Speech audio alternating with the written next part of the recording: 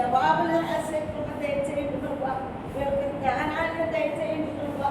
అంతేకాకుండా ప్రభా వీళ్ళు రాసిన లేఖనాలు 19 వాక్యములు తీసుకున్నందుకు తన ఐశ్వర్యంతో నా దేవుడు మీ అవసరాలను తీర్చును అన్నారు. ఈ రోజే తీర్చును అన్నారు.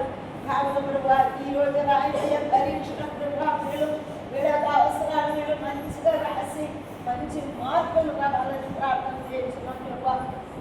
కీర్తన 55వ కీర్తన 22వ వాక్యంలో ఈ భారమంతా ప్రభువు మీద మోపము, ఆయన నిన్ను మోయును, ఆయన సజ్జనులని కలత చెందనీయుడు అన్నారు. ఈ బిడ్డలు ప్రభా చేసే మంచి పనిని గుర్తుపెట్టి ప్రభా మేము ప్రార్థన చేస్తున్నాం. దీన్ని ప్రభా దీవించండి, కరుణించండి ప్రభా. మీ ఆత్మతో నింపి జ్ఞానము, తెలివి, వివేకము, జ్ఞాపక శక్తి, గ్రహణ శక్తి ఇచ్చి వారిని గ్రహించండి. ప్రతి ప్రశ్న కూడా ప్రభా అర్థం చేసుకుని రాసిన కృప దయచేయండి ప్రభా. ప్రభాగల హస్తాలను ప్రభా దీవించండి ప్రభా.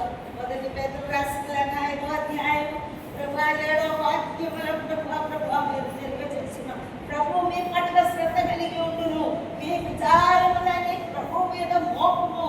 అవును, ఇప్పుడు ఈ ఒక్కొక్కరి భక్తిలో ఉన్న విచారములు అన్నీ కూడా, బాధలన్నీ కూడా ప్రభా మీ పాదముల చెంత సమర్పిస్తున్నాను. అంతేకాకుండా కలవరపడవద్దు, నన్ను నా తండ్రిని విశ్వసించుడు అన్నారు. అవును, మీరు కలవరపడకుండా భయపడకుండా దయచేయమని ప్రార్థించున్నాను. ఆమె పునీత జ్యోతమ్మ గారికి సర్వగోరు ప్రార్థన. కన్యామరియమ్మ గారి పరిశుద్ధ భక్తులు